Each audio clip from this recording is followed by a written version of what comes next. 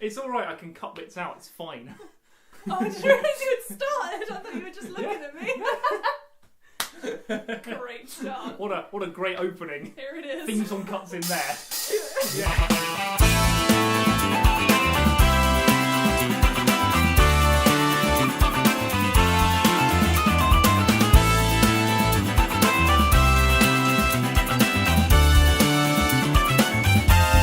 Scavenger's Banquet. Hello, and welcome to Scavenger's Banquet.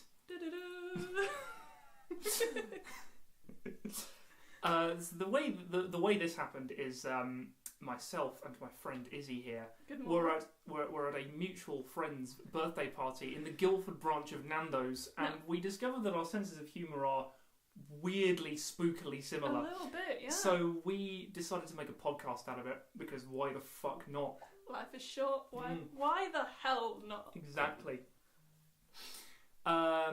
So, introduce yourself. Well, hello there. My name is Isabel, or Issy, because Isabel makes me feel like I'm in trouble for some reason. Well, it's one of those things where your teachers are always like, Isabel, so Issy. Yeah. I mean, it's exactly the same with me, we'll get to that. Yeah. So, I mean, there's not a hell of a lot to say about me. What are you? What is your occupation? Oh god, I am a student. What are you studying? Electronic engineering. Oh boy, that sounds really interesting. STEM subjects. Women in STEM. Yeah, women in STEM. Go Gotta love it. Yeah. Yes. Ruling the subject. Yeah. Oh. Favourite TV show when you were 9? When I was 9. Oh my god. Probably Am I High? I'm not going to lie to you. I was a weird 9-year-old. Favourite movie now? How to Train Your Dragon. Worst song of all time? But there are so many. Just pick one you hate. Fucked by an Anchor. That's one I hate. Oh no, I love that song. It's amazing. Oh, it's been ruined for me. I'm sorry. So ruined.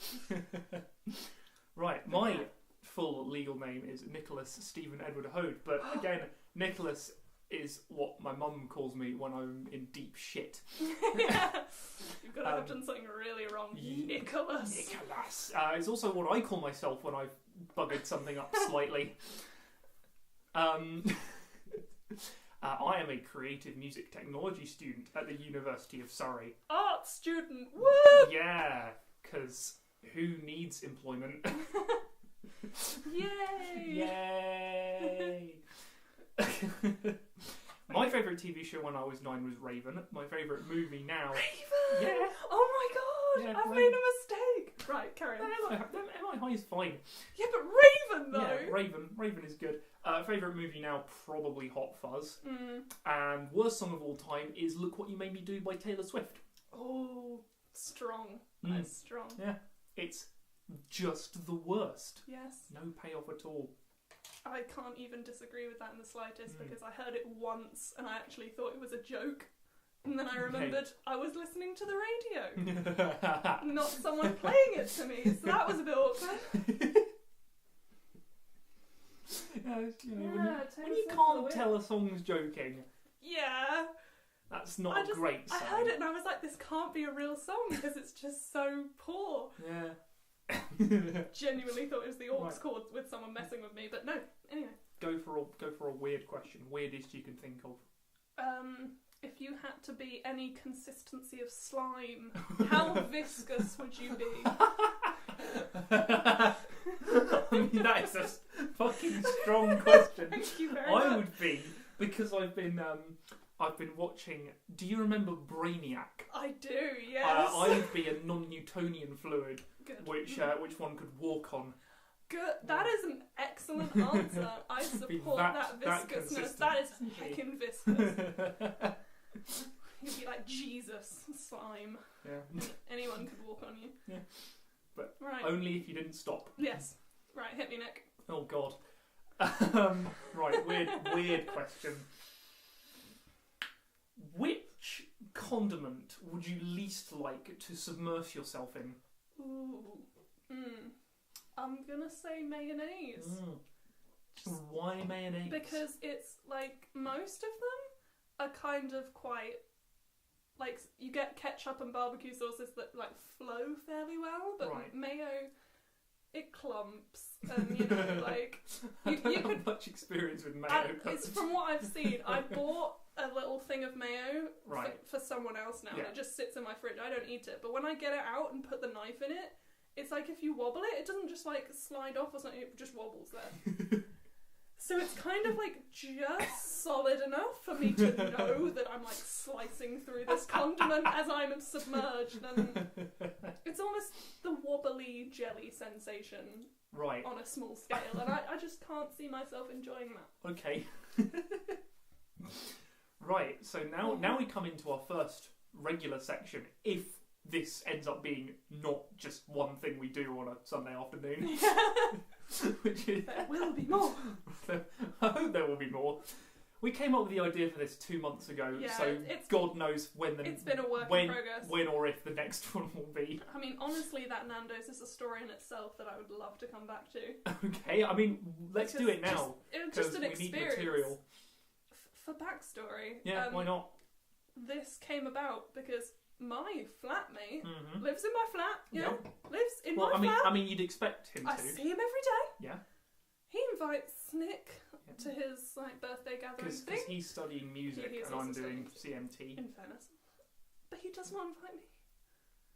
So, to start off with, he invites me 2 days before the event, saying it's kind of just like a last minute thing, but I figured, hey, you might as well come along. And I was like, I feel like such a last ditch invite. Yeah.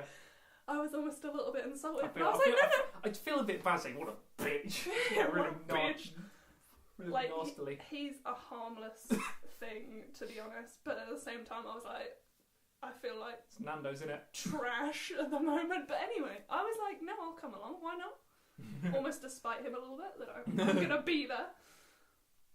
But thank God that Nick was also invited because then I scrolled down the list of people and I was like, I don't know a single person here. I don't do music.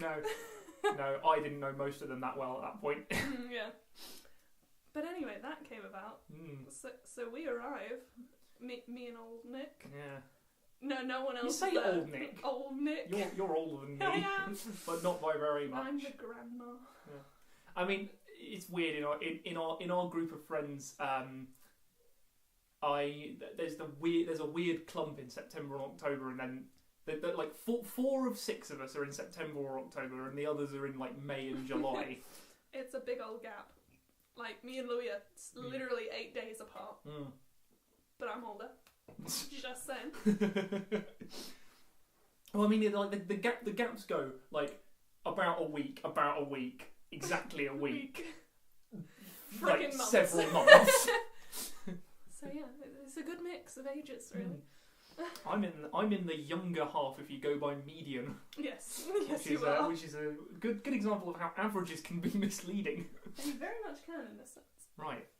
Anyway, where were we? We were outside Nando's. We were outside Nando's. And it's just one of those things where you'll get in there and you'll sit down. Yeah.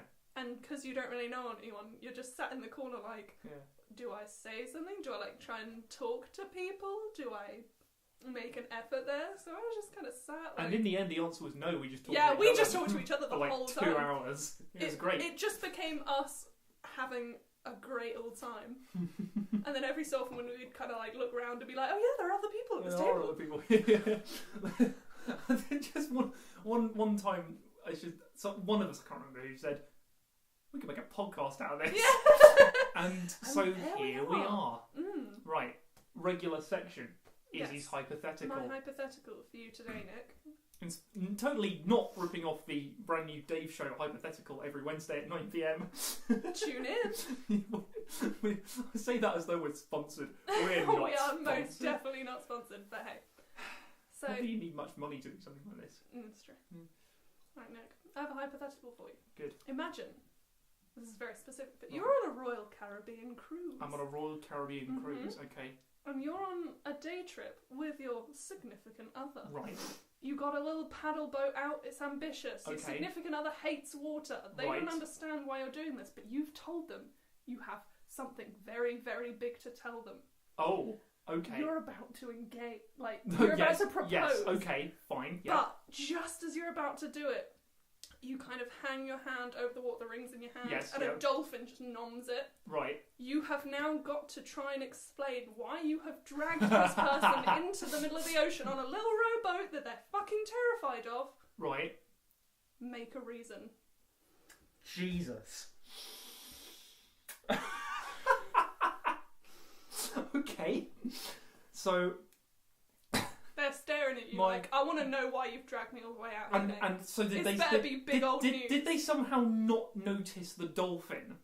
No, they were distracted by the dolphin, which is why they also didn't see your hand with the ring. And then the dolphin eating that. Oh, God. So they're like looking at the dolphins going, oh my God, this is amazing, look, dolphins. But they're very clearly not going anywhere near the edge of the boat. Right. Okay.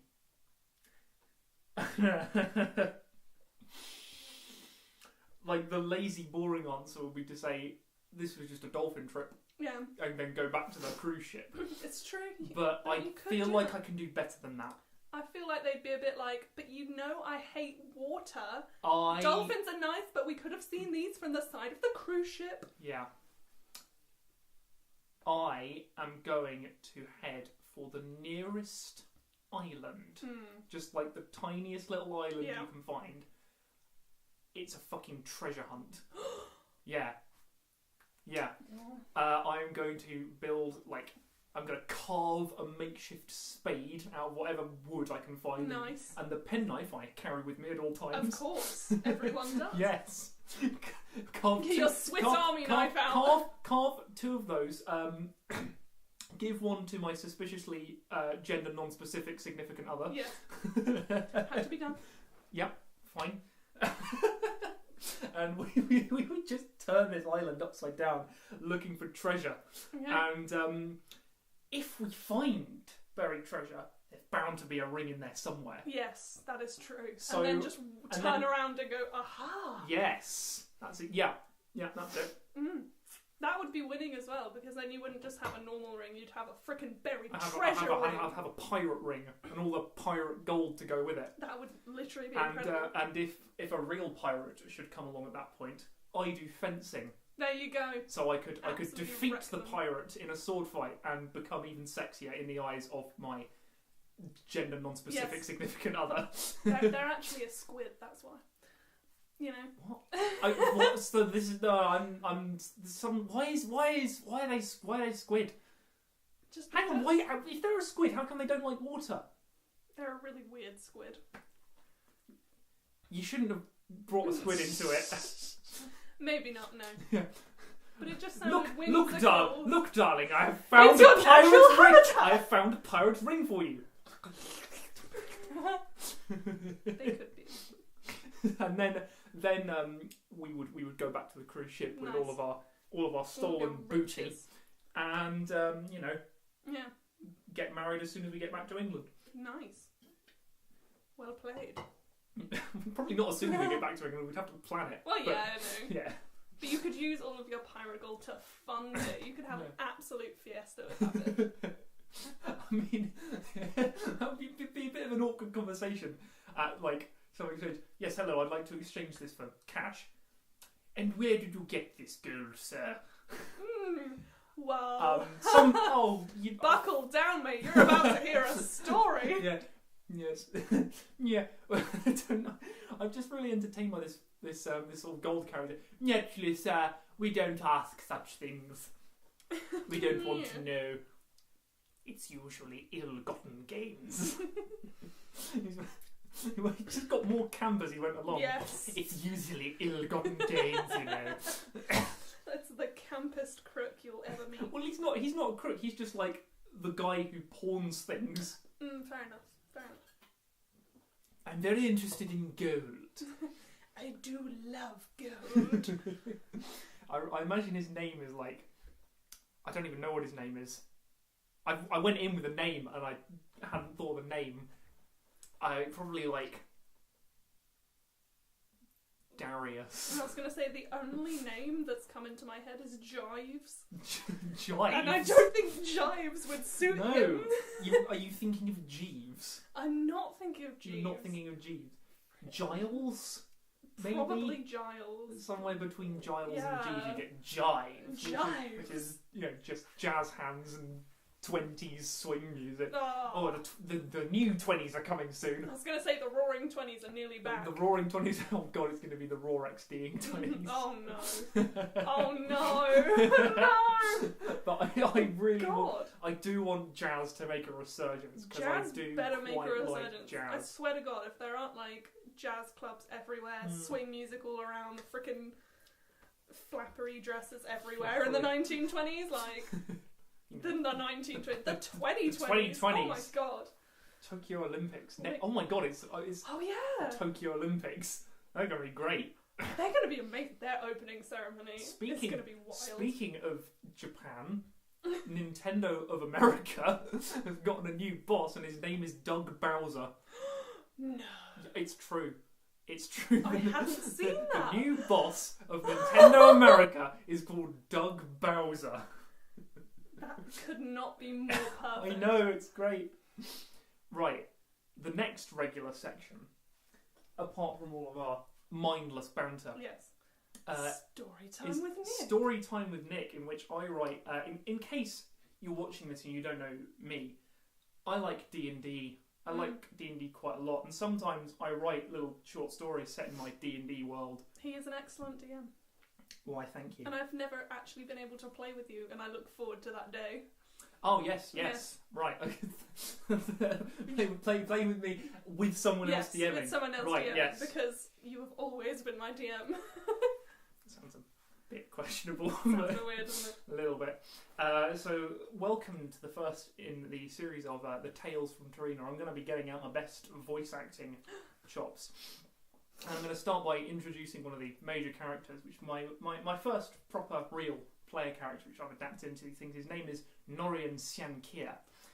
He is a high elf from distant lands, as you'd expect. He's nearly 7 feet tall. He's got an eye patch over one eye and a purple crystal in place of the other. He's also over 600 years old, but in human terms he looks late 50s. Nice. And voice acting. Siankia. The booming rumble of a voice that seemed to shake the sky itself came from the gaping maw of a monstrous dragon. Norian simply stared up at it. "Afternoon, Felsic. How are things?" The dragon's scales glistened like rubies in the sunlight and he grinned cruelly. I should have known you had survived. Things will become a great deal better once I reduce you to ash. Good thing this is a short story, and that voice is going to go soon. Yeah, that's gonna... Oh, I see. And there I was thinking you'd learned from last time. Suppose you'd better get on with it then. This caught Felsic off guard. He'd battled Siankir many times, and welcoming death like this was unusual. He craned his long neck, his pupilless red eyes searching for whatever trick Siankir had up his sleeve. Finding nothing, he decided to oblige. A great wave of fire came blasting from Felsic's mouth, hot enough to melt a nearby boulder and engulfing Norian in its path of destruction. Once the flames had burnt out, Felsic was astonished to see Norian still standing there, unharmed. Norian smiled a smug smile and then vanished. What wizardry is this? Bellowed Felsic. Sorcery, actually, came Norian's voice. Specifically an illusion, although I doubt you'd care. I'm here, by the way, he said, appearing to Felsic's left. And it'll be a while before that fire of yours comes back as well. You forget, Siankia, that I have other ways to tear you apart, roared Felsic, lunging towards him, claws outstretched. Norian spoke some magic words and traced an arcane symbol in the air, and just before he was disemboweled, transformed Felsic into a small, harmless, but absolutely furious snail. Oh! You're losing your touch, said Norian mockingly. The snail's eye stalks wiggled frantically. Let's see how you handle this, he continued. He snapped his fingers and a shimmering blue portal appeared next to him. An endless, stormy ocean with huge crashing waves boiled and swirled on the other side. Have fun, said Norian, and hurled the snail into the portal. Oh my god. Lightning struck and Felsic exploded back into existence. The furious scream was cut short as the portal closed. Oh, 10 out of 10. Thanks. What a plot twist there. It's not really a plot twist. No, but it's just brilliant, just like, where did you go? Bitch, I'm right here. And you can expect many more adventures of Norian and several other characters that I have lined up, some of which you've met in our D&D games. I have, yes. Yeah. I have inside knowledge. I'm just gonna read off their names so you can predict what they're gonna do. There's obviously Norian. There's the Phantom. There's Mordai, Christoph Stormwind, and Aramis Leoden. Aramis. Yeah, you met Aramis. I've met Aramis. Yeah, he's different in this. What a lad. So I can tell you what happened with Aramis. He was an evil bard trying to summon a sex demon. Yeah. To plunge the world into a never-ending orgy. Yeah, he was really a big fan of just sex everywhere. Oh yeah, you know? And but it didn't work because he's not very good at magic. No. he tried to summon a sex demon, but ended up summoning like an imp. Yeah, he did. He summoned an imp by accident and then didn't realise why everything was going horribly wrong for him. I mean, to be fair, the next time, if you hadn't stopped him, it would have been an incubus, which is more threatening, but not what he was going for. Yes, still not what he was going for. He tried his best. But hey. Yeah, he tried his best and he didn't succeed. No. And I feel like there's a song can be made from that. I wonder. I don't know the song. My taste in music is much stranger than that. Yeah, that's fair enough. That's one that I do know though, because I went to an all-girls school, and that's like every girl's talent show entry. Is just, you just hear the opening chords, and you're like, oh, not again. Oh God, you should have heard some of our talent show entries. I would have loved to. I mean, every story I've heard from that, because they went to an all-boys school that was the rival of our all-girls school. It was like it wasn't really a rival, but it was like the one that was across the road from us. And like every story that I have from my school, when you're not from my school, it sounds sinfully boring because we made our own fun. But like stories from their school are actually amazing. Like I hear them and I'm like, I was in the wrong place. I can't think of many, to be fair. I mean, there was a kid who climbed up onto the roof to get a ball that he'd thrown up there and fell through it. Yeah. It's even like little things. Like one thing that really stuck in my mind that my brother said to me once is that there was like this little like black kid in their class, and his name was Corbin.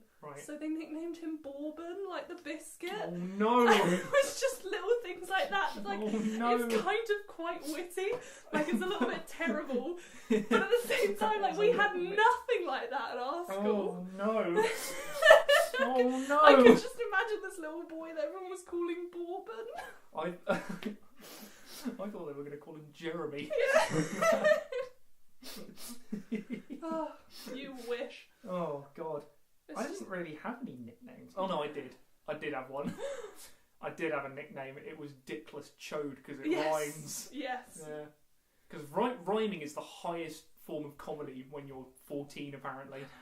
It's just see, you had like rhyming things and little like witty things like that. Like my nickname was Issy. Well, that was it. I mean, what do you mean was? Okay, It was Issy. Yeah. I am now nameless. No. Yeah, that's it. It's just. I mean, like, band night. I should tell you something about one of the band nights we did because I was in a band briefly, and one of the songs we played was "Don't Stop Me Now" by Queen. Excellent. And of course, as soon as the people in the audience recognised it, they all started singing along. Yes. Later on, we didn't ask them to sing along, but they did it anyway. Later on, there was another band who were arguably more popular people in it. You know, the sort of the good-looking, muscular ones. Yeah, classic. They told the audience to sing along. They didn't. Oh, that was beautiful. I would have felt so smug. Yeah, I did. Good. I shredded my fingers that night because this won't mean anything to anyone who doesn't know about music, but I did a black key glissando on my piano. You take the black keys and you just sort of yeet your hand along it, and turns out if you do that, you're not going to be able to see what I'm doing, but I did it like that. Oh, okay, yeah. All the way down. It's like a cat scratching. Like I did it like a sort of weird cat scratching thing. And I did it very violently, and my fingers were ruined for like a week. Amazing. That's dedication. It is dedication, and there is somewhere on the internet there's a video of that, and you can see at the end I'm just sort of looking at my hand and going, oh yeah, that's. Oh no. That was at the end of Sky Full of Stars. That's what we were doing, which is really, really easy to play on the piano because it's just a 4-chord loop. It's great. And it's in E flat minor, so you can do a black key bliss. Best key, E flat minor. I believe that. Oh, that was a. You might know. The sharp-eared of you may have heard this before, but we've been sipping on delicious sugary beverages this whole time. Yes, we have. A sugary cock. Oh, if God. you will. Don't call it. No, this is what they call it every week when I arrive at D&D. Everyone will sit down. Dylan and Nicole will be like, "Yeah, we just went to Tesco's to get a big sugary cock," and I'm sat there with my head in my hands, like it's Coca-Cola, but we call it cock because it's funny. But it's just even when we're in the supermarket together, we're on our way because Nick lives off campus, we live on campus. Yes. So we're walking to him. We'll walk past Tesco's, we'll go in, and then Nicole will lean over and be like, "Me and Dylan are going to get some cock. We'll be right back." And I'm like, "For God's sake." Right in the supermarket. God, there's definitely a porno set in a supermarket somewhere. 100%. Would you care to accompany me to the sausage aisle? Oh. Maybe you can get me some raw meat. Oh. We'll end in the cream aisle. Oh no. That is almost definitely a thing. If you can think of anything, it probably exists as a porn. I mean, I'm just thinking if we're gonna name it, because I don't want to just call it episode 1. I'm gonna do the Taskmaster method of naming it after a quote from the thing. And I think supermarket pornography. Yes, that is quite a good one. Choice. That will be extremely misleading as well. People click on and be like, what? Yeah. And then get this. Then get this weird thing. Just kind of banterous mess. Yeah. I mean, that's an equally good name, banterous mess. Banterous mess. There you go. Oh. I'm a creator. This very podcast. Oh God. Wow. I think that's a good place to end it because we've been going almost half an hour. Oh, there you go. And I think that's a good place to stop. Yes. So I thank you for sitting through this. If indeed thank you you have. very much. Yes, we love the attention. We hope you enjoyed it. Yes, and we regardless of audience reaction, there may well be another one. Yes, there will almost definitely be another one. And I say that I'm already planning a next hypothetical, so there'll be another one. I'm already planning the next story. It's going to involve a totally different character. Brilliant. Yeah. Right. Bye. See you next time.